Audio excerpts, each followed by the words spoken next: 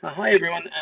Today we're going to be looking at solving quadratic equations. So far we've done a lot of the skills, factorising, expanding. But I just wanted to give you a bit of an overview and show us sort of where we're going. So if you think about what we've been doing, we've been factorising, and I'm going to talk about null factor law. And you can see, look, let's consider the quadratic equation y is equal to x squared plus 2x minus 8. Now, of course, to find the x-intercepts, what do we have to do? We have to let y equal 0. Okay, so, and if you think about it, if we go ahead and we could sketch that by sketching different values of x and matching those up with y. And as you can see here, all of these points, we're going to sort of all of these points line the graph, and when we sketch those out, we're going to get this quadratic shape. And as you can see, that quadratic shape has two x-intercepts, and it has sort of a turning point down here. So as it turns out, we can actually, this turning point, so all of this, you've been doing all of this factorising for a reason. Well, let's have a look first of all at bringing this all together. So later on, we're going to be doing sketching parabolas and stuff, but we've sort of broken this topic up. You look at the skills, and then later on we do something else. Then we go back to sketching these things. But just to give you the big picture, first of all, I've got to find the x-intercepts, we're going to let y equal 0. And, of course, we need to factorise this thing here, so I need two things that multiply to give negative 8, and they add to give 2.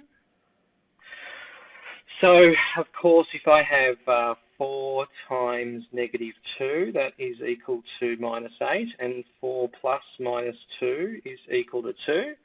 So we can say, therefore, that 0 is equal to x plus 4, when factorised, x minus 2. Now, how does this sort of relate? Well, how can this equal 0? How can this equal 0? Well, there's two cases. Either this could equal 0, or this equals 0. And how does that equal 0? Well, this is what we call the null factor law. Okay, the null factor law. All right, and so how would that equal 0? Well, x plus 4 could equal 0, or x minus 2 is equal to 0, which means that x is equal to minus 4 and x is equal to 2. Well, look at that. They're the two intercepts of this quadratic, this parabola. As you can see there, that gives us me your two solutions. All right, so we're doing all of this for a reason. So that's sort of what I've been through there. And another thing that we're also going to do is we can actually have this quadratic in a different form. Now I'm going to just show you one thing. If I was to write this, x plus 1 squared, and I basically have got, well, let's sort of say that we'll write it like this.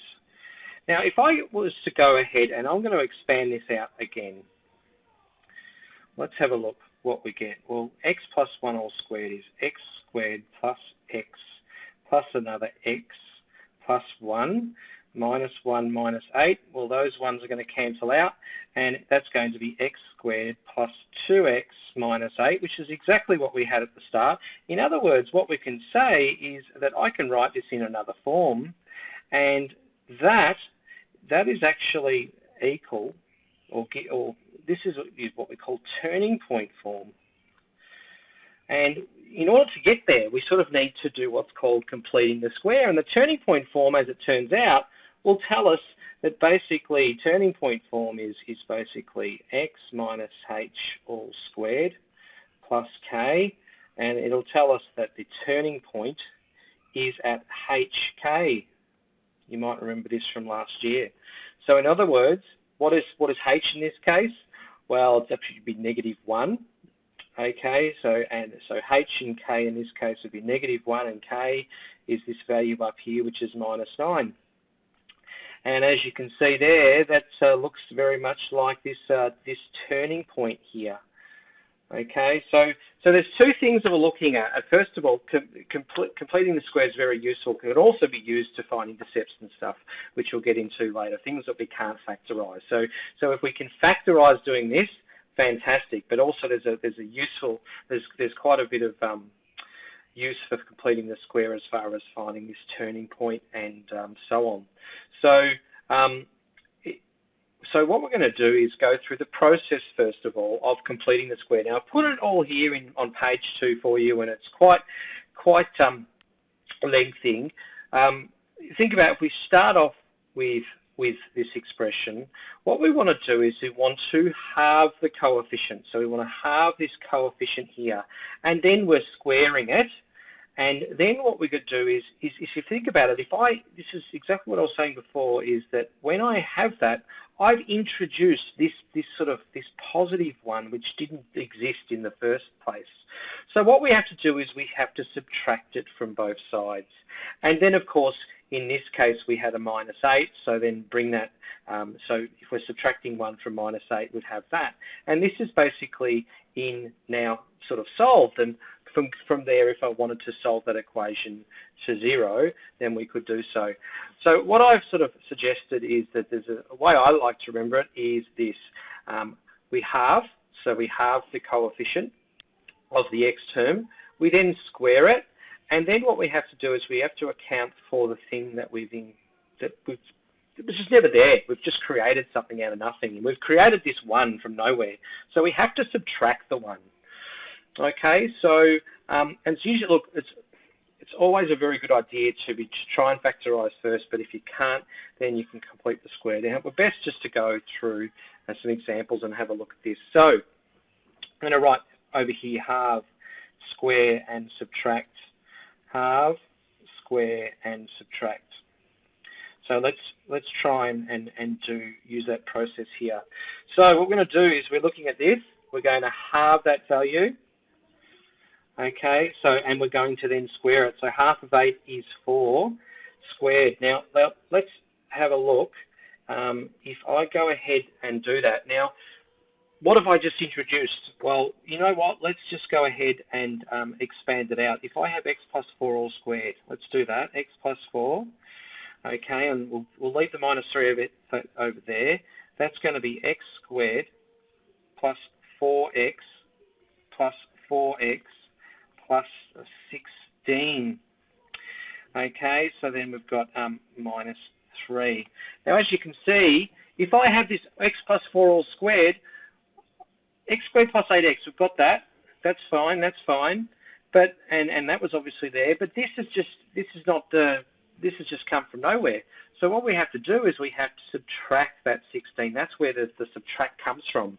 So we actually have to subtract what we've halved squared.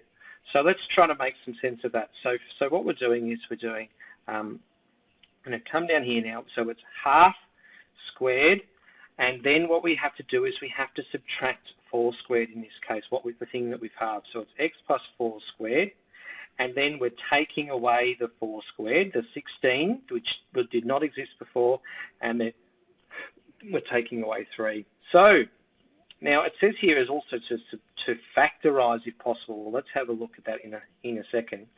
So we've got x plus 4 squared, and -16 minus 3 is -19. Now, can we factorize this? Well, yeah, we can. I'm going to sort of say that we've got the difference of perfect squares.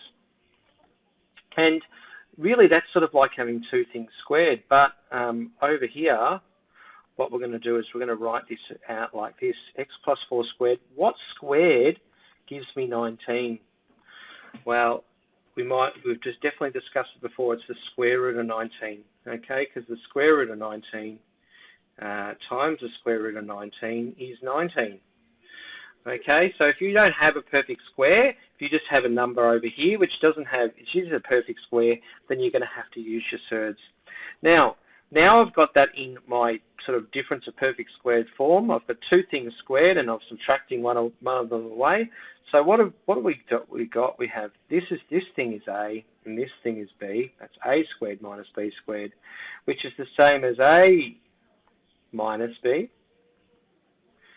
a plus b, x plus 4 plus root 19.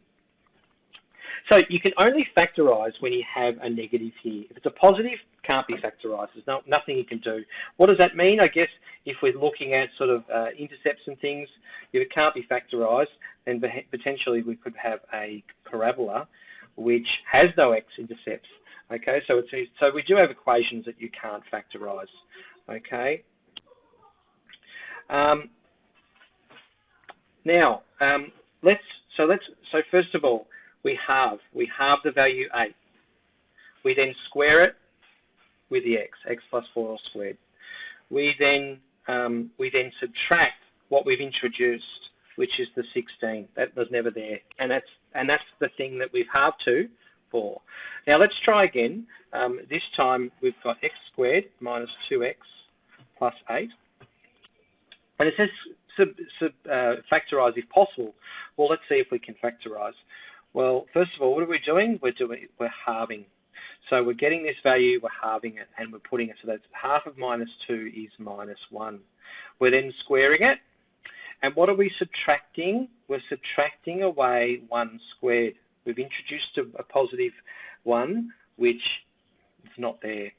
Okay, so we have to do that to balance it out. And then we've got plus 8. So we can go straight from this to this, but what we're doing is we're halving, we're squaring, and we're subtracting. Halve, square, subtract. Okay, now you really do need to practice this. There's really no shortcut to doing this. You have to remember, you halve, square, and subtract, and you have to practice. I still remember when I was your age, I had to practice this a fair bit for me to get that process as well. And I'm teaching math now, so there's really no shortcuts to sort of mastering this other than practice. Now let's have a look. We've got x minus 1 squared. Well, let's bring this together. That's minus 1 plus 8 is positive 7. Now the question is, can this be factorised? Can it be factorised? No, it can't, because if you have this, the only way you can factorise this if we had a negative here. Okay, if this was negative, then we could, because we could factorise using difference of perfect squares. In actual fact, if I was to sketch that for you, we're going to basically get, and this is what's interesting about it, is this thing here is in turning point form, which we're sort of going to get to later, and this is basically going to tell us that we've got a turning point at sort of 1, 7. So our parabola is going to look sort of something like this, and this point, this minimum, if you like, is at the point 1, 7. It's a positive quadratic, and as you can see, there's no intercepts. So therefore, we sort of can't factorise that or use our null factor law to solve that equation. Okay, so now what I'd like you to do is I'd get you to just pause this in one moment. Just remember, use halve, square, and subtract. Come up with that middle term, halve it, and then square it inside with the x. And then what have you introduced? If you need to think about it, you might want to actually expand it out and see what you've introduced that wasn't there before. So I'm going to pause this, and then just in a moment I'll sort of reveal the solution. So pause it now and have a go. All right. So let me just go through this. First of all, I've just sort of listed the steps for this first one. So first of all, what we're doing is we are halving the 6. Okay, so halving the 6, which is 3, and we're squaring it with the x. So we've got x plus 3 all squared. So when I do that, that's going to introduce this 3 squared term, which didn't exist. So we have to then subtract it. Okay, so subtract 3 squared, and then bring it together. Now, of course, what that is it's x plus 3 all squared minus 9 minus another 1, which is minus 10. Now, because I've got the difference there, I've got subtraction, then that term can be simplified because we have x plus 3 all squared minus root 10 all squared, which of course, so technically that is like this, root 10 all squared, and then we can use our difference of perfect squares. Okay, so now of course over this one over here, we halve this value, which is minus 2. We square it with the x, which we've done here, and then we need to subtract minus 2 squared, and then of course the positive 7 doesn't go anywhere. This time though, we've got a positive 3. Can we factorize that? No, it can't, so we just stop.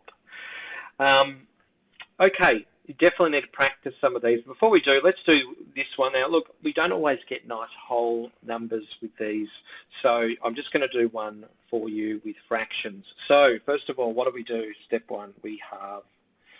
Okay, so what are we doing? We're halving 3. So half of 3 is 3 over 2, and basically we want to have the x that comes along for the ride. So what we're doing is we're going to get x plus 3 over 2, and then we're squaring it.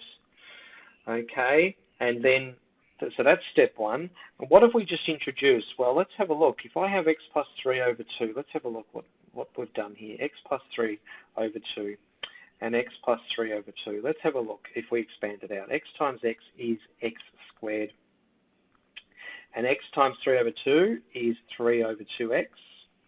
And then we've got another plus 3 over 2x. And you'll see why we're halving it in a second, because, and then we've got plus 3 times 3 is 9, and 9 over 4. Now, if I bring this together, that's like 1.5x plus 1.5x is 3x, isn't it? It's x squared plus 3x plus 9 over 4. If I expand that out, the thing that we've halved squared, you notice that the x squared and the 3x, well, that's what we've already got. That's why we've done it. But, of course, we've got this 9 over 4 here, which sort of doesn't belong. So we have to then subtract that away. So the thing that we're halving, we need to subtract the square of that. So let's do that. So we've got x plus, so if we can write it out, we'll get faster and faster at this. X plus 3 on 2 squared, take away 3 over 2 squared. That's what we're always writing that. So this thing here, we're subtracting the square of that. And then we've got plus a half. Okay, so that's going to be equal to, well, this is x plus 3 on 2 squared. That's going to be minus 9 on 4 plus a half. Well, we don't want to leave it like this. We would probably best to, we've got that on 2, so I'm going to times that by 2 and times that by 2. So that's going to be x plus 3 on 2 all squared. We've got minus 9 on 4 plus 2 on 4 is minus 7 on 4. Now, can this be factorized? Yes, indeed, because we have a negative sign here. So let's sort of consider what we have here. We've got x plus 3 on 2 all squared. And minus what squared will give me 7 on 4? Well, we know that 2 squared would give you 4. But what squared would give you 7? It's going to be the square root of 7 would give you 7 if you square it. So this is now in difference of perfect squared form, where a squared is a is that, and b is this. And we know that a squared minus b squared is equal to a minus b, a plus b. So what we have is we have x plus 3 on 2 minus root 7 on 2, and x plus 3 on 2, it's the opposite sign, plus root 7 on 2. And it's now completely factorized. And look, I guess the only difference is that we're dealing with fractions, and in this case also a square root. Nothing different about the process other than the numbers are a bit harder. Okay, what I'll get you to do is just try this one, very similar. Just remember that we're halving, squaring, and then subtracting the thing that we're squaring.